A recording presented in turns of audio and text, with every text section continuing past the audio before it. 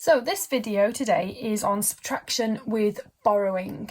I've got a really nice method that works if you're not sure on how to borrow when you're set up in a column subtraction. So that's when it's one above the other, so set up like this. It can be quite hard to get your head around, especially when it comes to questions like this one, where you have to borrow from both of these, but you've got a zero and there's nothing to borrow from. So I'm going to show you a way that works every time. I love it because it uses loads of colour and it's not difficult to set up. It does take a little bit more time, but if it means you're going to get the right answer, then I don't think that's a problem. So how you set these up is you need to draw out a little place value table first of all for the first number in the sum.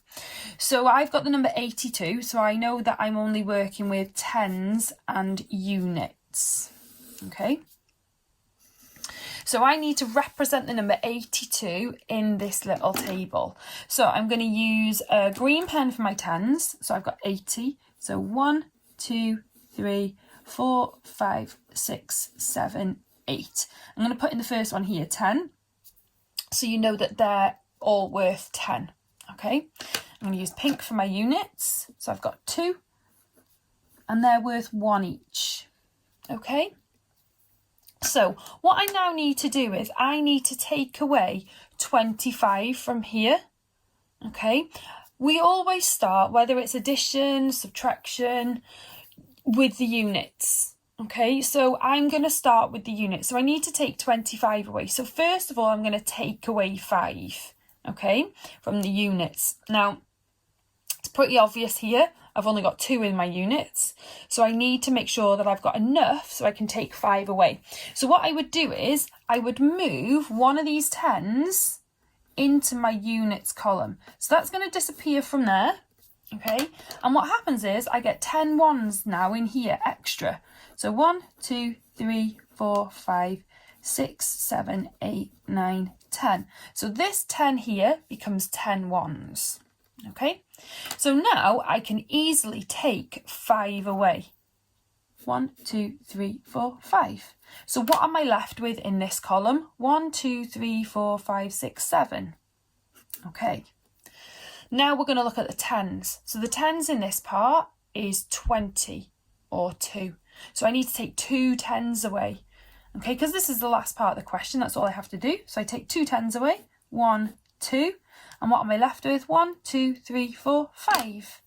So I'm left with 5 tens. So my answer for this one is just 57. Okay.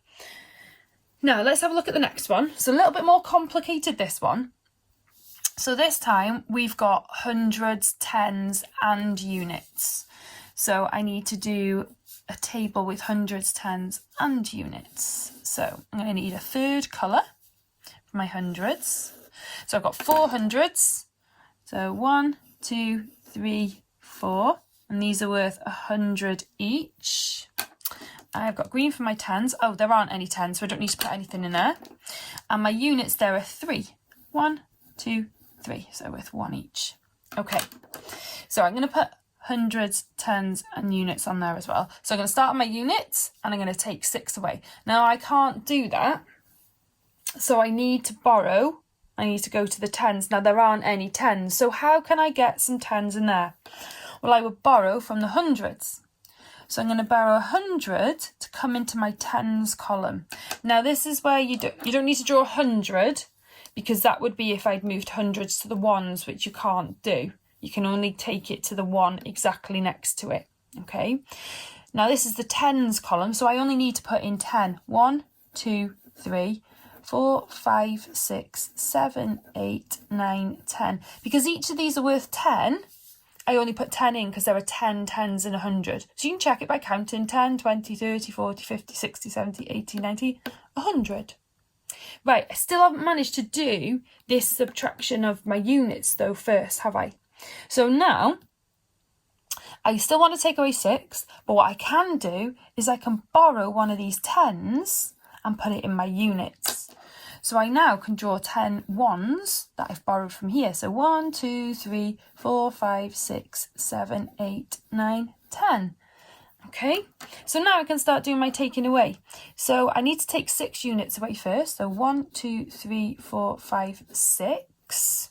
Okay, then I'm going to take 4 tens away, which I can do. 1, 2, 3, 4.